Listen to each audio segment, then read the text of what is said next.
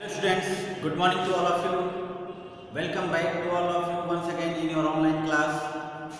चलिए आज हम फिर से एक बार आपकी क्लास में कुछ आगे पढ़ाने के लिए आए हैं। तो आज हम लोग उम्मीद करेंगे कि आप लोग इसको अच्छे से सीखेंगे और समझेंगे।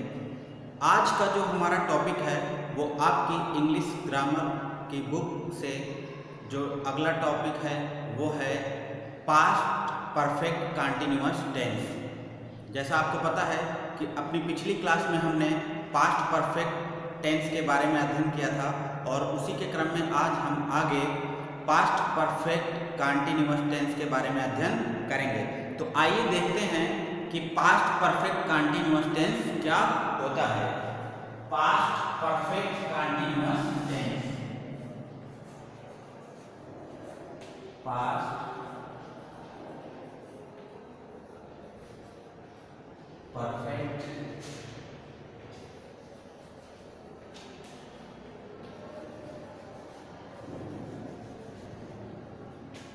Continuous tense, past perfect continuous tense. जैसा कि आप देख सकते हैं कि इसके नाम में ही बहुत कुछ दिया हुआ है। पास्ट मीन्स बीता हुआ, परफेक्ट मीन्स पूर्ण और कंटिन्यूअस मीन्स लगातार या निरंतर चलते रहना और टेंस मीन्स काल। अर्थात हम कहें कि कोई भी कार्य या कोई भी घटना जिसकी जानकारी हमें हो वो बीते हुए समय में हो, लगातार हो, जारी हो और परफेक्ट मतलब पूर्ण, अर्थात उसमें उसके कार्य के प्रारंभ होने का समय दिया गया हो। तो यानी कि हम यहाँ पर एक चीज देख रहे हैं कि जो हमारा कंटिन्यूअस टेंस होता है और जो परफेक्ट कंटिन्यूअस टेंस होता है उसमें मात्र एक थोड़ा सा अंतर ये है कि जो कंटिन्यूअस टेंस होता है उसमें कार्य निरंतर चलता रहता है, लेकिन वहाँ पर समयावधि नहीं दी होती है। यानी कि वहाँ पर किसी भी कार्य के पूर्ण होने का समय या जारी रहने का समय नहीं दिया होता है। किंतु इस वाक्य में जो परफेक्ट कंटिन्यूअस टेंस के वाक्य होते हैं उनमें काम तो लगातार जारी रहता है किंतु उसके आरंभ होने का समय भी दिया रहता है। तो चलिए आइए हम देखते हैं पास्ट परफेक्ट कंटिन्यूअस टेंस। तो देखिए इस टेंस से यह काल जो है वो ये प्रकट करता है कि कार्य जो है वो भूतकाल में एक निश्चित समय से आरंभ होकर और भूतकाल में ही जारी था। अब ये तो बात हो गई कि पास्ट परफेक्ट कंटिन्यूअस टेंस क्या होता है, लेकिन अब हम पहचानेंगे कैसे कि कोई भी दिया हुआ वाक्य को हमारा पास्ट परफेक्ट कंटिन्यूअस टेंस का है या नहीं।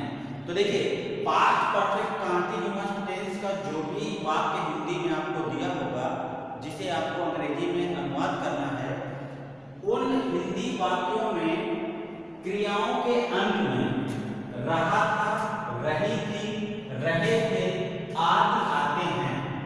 ये तो आपको मिलेगा ही, लेकिन एक और चीज जो मेन है वो आपको दी होगी समय। वो समय दिया होता है कि कब से कार्य आरंभ होकर या शुरू होकर जारी रहा। कंटिन्यूअस टेंस में भी आपको रहा था, रही थी, रहे थे मिलेगा, किंतु वहां पर आपको समय नहीं दिया होता है।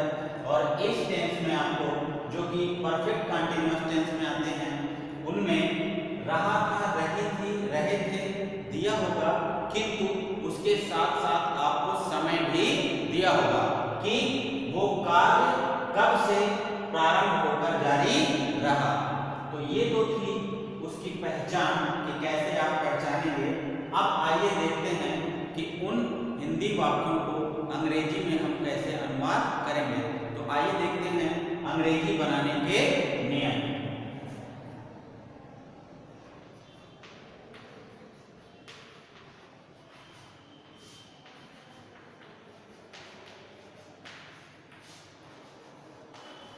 अंग्रेजी बनाने के नियम। देखिए, अगर कोई भी वाक्य दिया है उसकी अंग्रेजी बनाने के लिए हमें एक हेल्पिंग वर्ब हैड बीन की आवश्यकता होती है।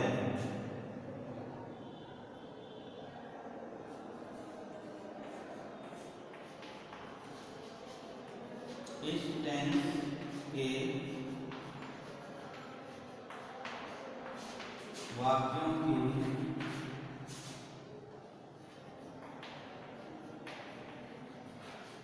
अंग्रेजी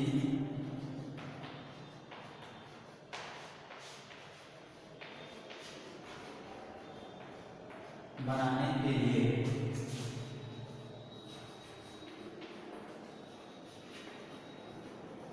हेल्पिंग वर्ब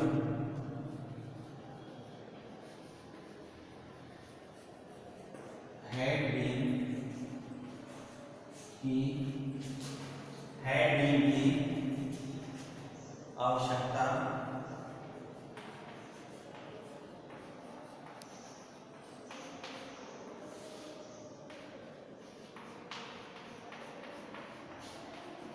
बीन की आवश्यकता होती है। और दूसरी चीज,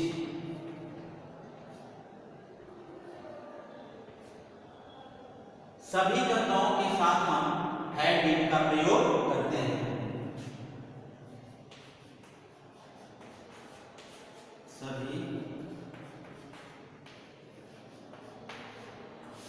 कर्ताओं के साथ, सभी कर्ताओं के साथ अर्थात एक वचन तथा बहुवचन।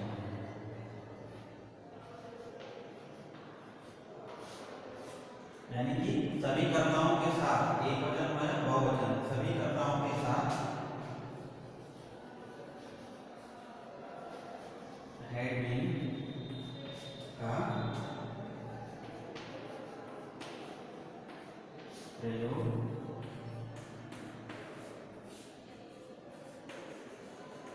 करते हैं।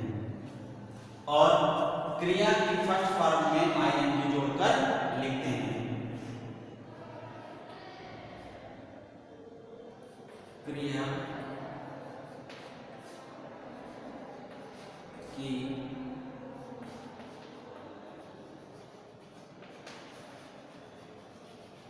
फर्स्ट फॉर्म में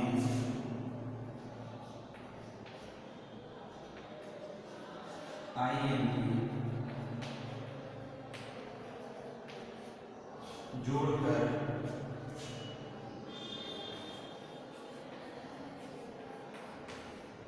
लिखते हैं। यानी कि क्रिया की जो फर्स्ट फॉर्म होगी उसमें हम आईएनजी जोड़कर लिख देंगे। तो ये है आपका अंग्रेजी बनाने का नियम कि किस प्रकार हम पास्ट परफेक्ट कंटीन्यूअस टेंस में जो दिया हुआ हिंदी वाक्य है उसे हम अंग्रेजी में कैसे अनुवाद करेंगे। अब चलिए आइए हम इससे संबंधित जो इनके स्ट्रक्चर्स हैं, अफर्मेटिव, नेगेटिव, इंटेरोगेटिव, नेगेटिव, उनके बारे में भी हम एक एक करके अध्ययन करते हैं। लेक्चर पर आगे बढ़ने से पहले आइए मैं आपको एक चीज बता देता हूँ कि ऐसे वाक्यों में निश्चित समय के लिए सिंस और अनिश्चित समय के लिए हम फॉर का प्रयोग करते हैं। यानी कि हम कह सकते हैं कि अगर हमारा निश्चित समय दिया है तो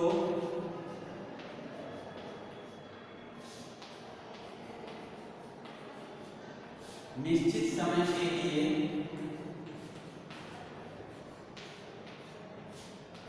सिंस तथा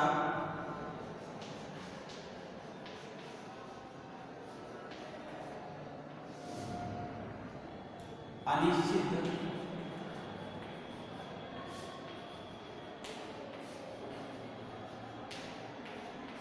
समय के लिए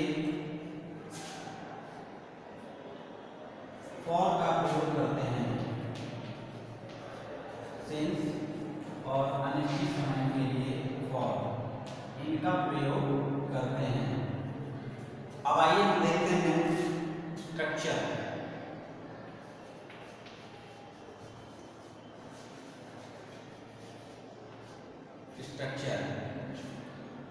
पहला आता है हमारा affirmative sentences.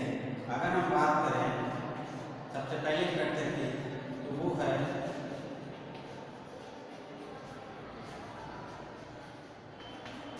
Affirmative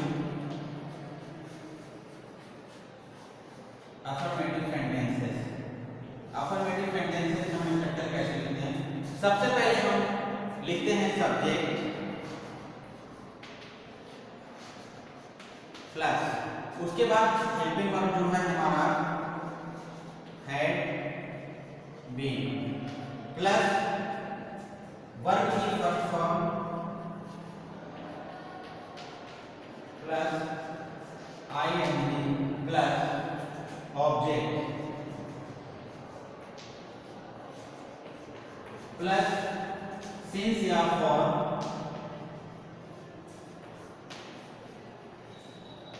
plus other words.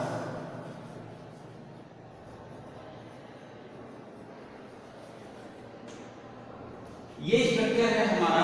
कोई भी अगर वाक्य साधारण है तो उसे हम हिंदी से अंग्रेजी में कैसे अनुवाद करेंगे उसके लिए, यानी कि सबसे पहले सब्जेक्ट, उसके बाद हेल्पिंग वर्ब हैड बीन, फिर क्रिया की फर्स्ट फॉर्म में आईएनजी, फिर ऑब्जेक्ट, उसके बाद अगर निश्चित समय है तो सिंस, नहीं तो फॉर, और उसके बाद अदर वर्ड्स। दूसरा आता है हमारा negative sentences.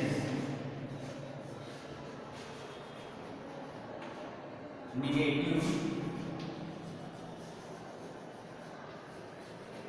Sentences,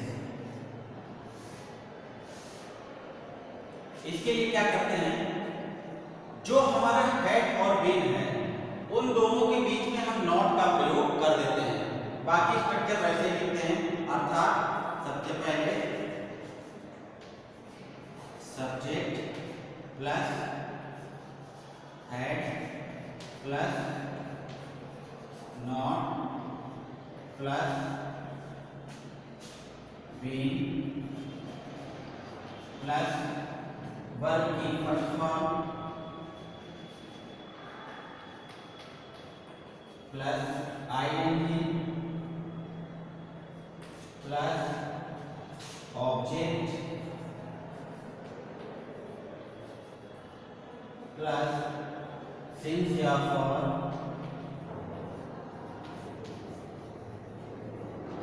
plus other words.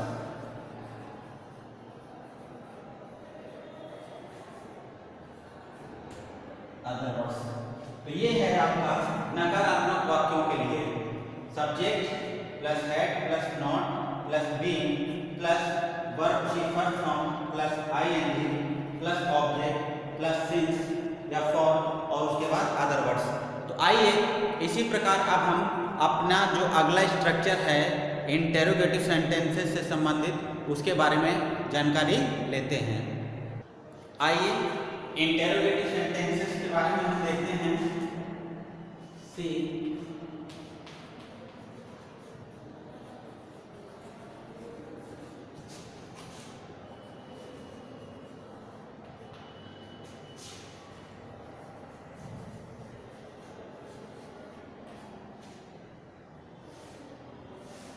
Interrogative sentences, ये जो प्रश्नवाचक वाक्य होते हैं ये दो तरह से बनते हैं। पहला, जब प्रश्नवाचक शब्द वाक्य के प्रारंभ में हो तब, और दूसरा जब प्रश्नवाचक शब्द वाक्य के बीच में दिया हो कहीं भी तब। अर्थात इसमें हम पहला है यदि वाक्य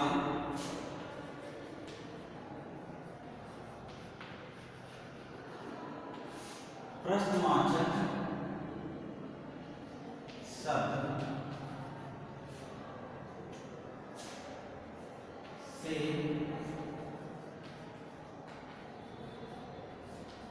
प्रारंभ हो, तो यदि वाक्य प्रश्नवाचक शब्द से प्रारंभ हो तो हम क्या करेंगे, सबसे पहले उसे हम हेड से स्टार्ट करेंगे। Had plus subject plus being plus verb की first form plus ING plus object plus since या फॉर प्लस अदर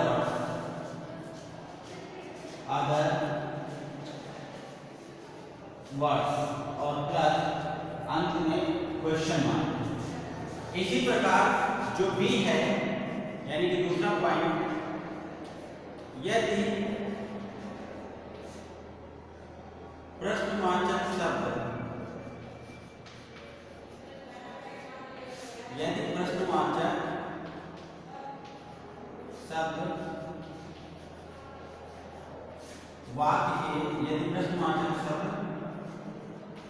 वाक्य के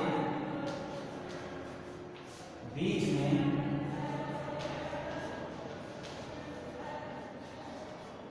दिया हो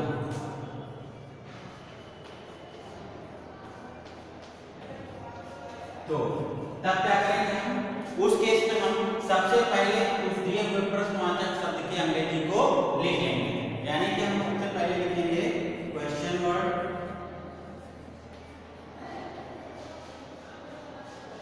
जो प्रश्नवाचक शब्द है वो प्लस हेड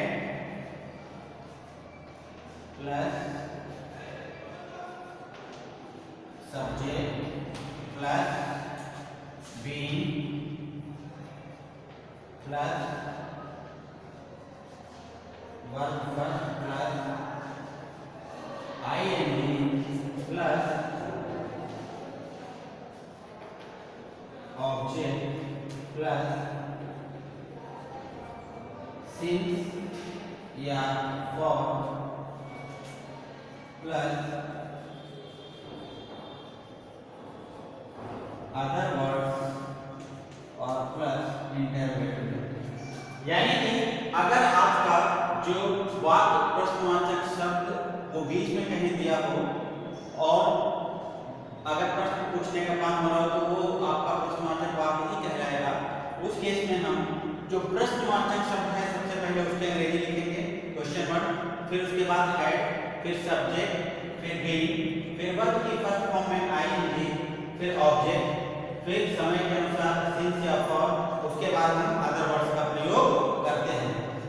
इसी प्रकार एक आपका जो और बचता है चौथा पॉइंट है वो है इंटेरोगेटिव एंड नेगेटिव सेंटेंसेस। जो चौथा पॉइंट है इसमें आपका वो है interrogative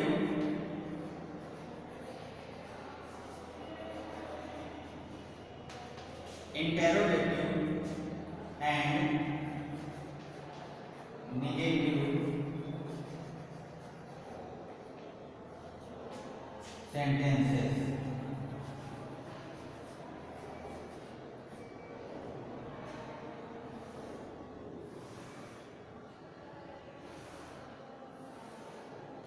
interrogative and negative sentences, इसमें क्या करते हैं हम? इसमें बस हम सिर्फ थोड़ा सा चेंजेस करते हैं। बाकी स्ट्रक्चर जैसे ये है वैसे ही ये भी रहेगा कि अगर प्रश्न पूछने का काम होगा शब्द पहले दिया होगा तो ऐसे ही लिखेंगे और यहाँ पर भी जो है वो भी ऐसे रहेगा।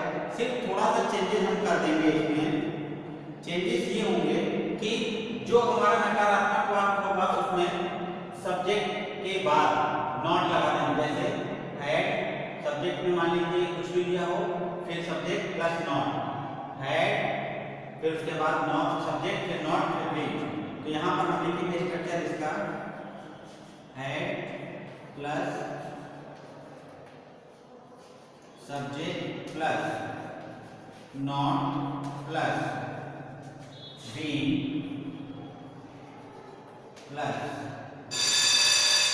वर्ब की first form plus ING plus object plus since या for plus other words.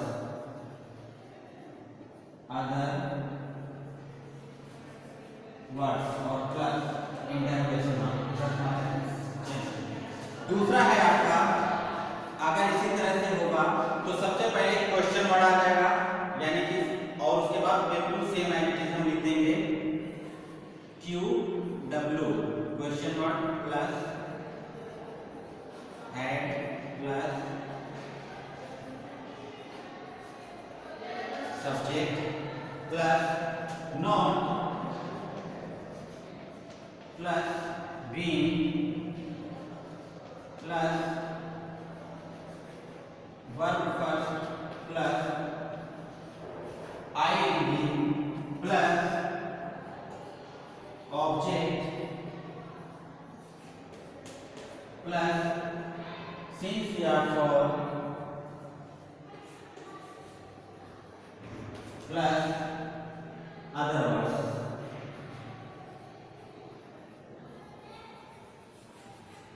Plus interrogation mark. यानी कि जो प्रश्नवाचक वाक्य होते हैं और प्रश्नवाचक नकारात्मक वाक्य होते हैं उसमें सिर्फ थोड़ा सा ही अंतर होता है। जो नॉट का प्रयोग हम करते हैं वो इस स्ट्रक्चर में सब्जेक्ट के बाद करते हैं, बाकी सेम स्ट्रक्चर वैसे ही लिखते हैं। तो इस प्रकार ये पास्ट परफेक्ट कंटीन्यूअस टेंस के जो दिए हुए हिंदी वाक्य हैं उनको हम किस तरीके से अंग्रेजी में ट्रांसलेट करेंगे, उसके लिए ये कुछ रूल्स, नियम और स्ट्रक्चर्स थे। अब आइए इनसे संबंधित हम कुछ उदाहरणों को देखकर समझते हैं और उन्हें ठीक तरीके से हल करने का प्रयास करते हैं। पहला जो वाक्य है आपका, वह 2 घंटे से किताब पढ़ रहा था। तो सबसे पहले हम कर्ता लिखेंगे कि अब had been, he had been क्या कर रहा था, पढ़ रहा था। तो read READ वर्ब की फर्स्ट फॉर्म ING, तो he had been reading a book। और कब से, 2 घंटे से। तो कौन से 2 घंटे से, यह निश्चित नहीं है, तो इसलिए हम क्या लिखेंगे, for he had been reading a book for 2 hours। 2 hours। अगला है, माँ सुबह से खाना पका रही थी। माँ सुबह से खाना पका रही थी, तो देखिए mother had been,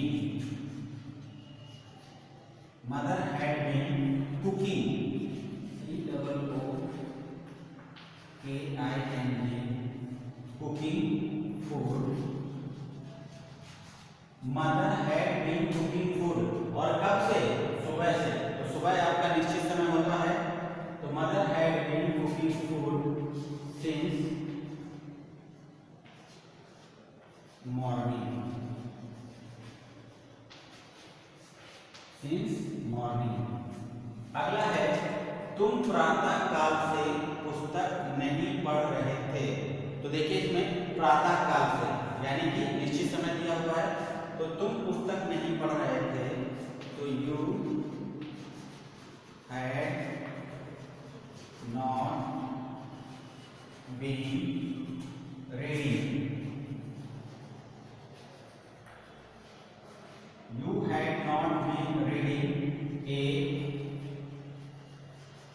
book since morning, since morning। अगला है, क्या किसान मंगलवार से अपना खेत जोत रहा था। तो क्या किसान मंगलवार से अपना खेत जोत रहा था, यह प्रश्नवाचक वाक्य है और इसमें सबसे पहले प्रश्नवाचक शब्द प्रारंभ में दिया है, तो इसलिए हम इसकी अंग्रेजी हेड से स्टार्ट करेंगे। Had the farmer, had the farmer been plowing, PLOUGHING, had the farmer been plowing his field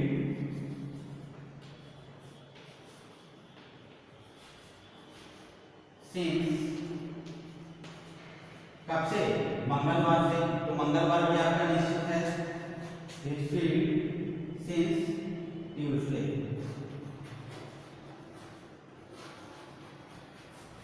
और क्वेश्चन मार्क का चिन्ह। Had the farmer been ploughing his field since Tuesday. इसके बाद है उसे 2 वर्षों से कौन पढ़ा रहा था। तो उसे 2 वर्षों से कौन पढ़ा रहा था? तो सबसे पहले इसमें हम प्रश्नवाचक शब्द की अंग्रेजी लिखेंगे, क्योंकि यह वाक्य प्रश्नवाचक है, लेकिन प्रश्नवाचक शब्द जो है वो वाक्य के बीच में दिया है। तो सबसे पहले हम लिखेंगे प्रश्नवाचक शब्द की अंग्रेजी कौन, यानी कि हु हैड बीन टीचिंग,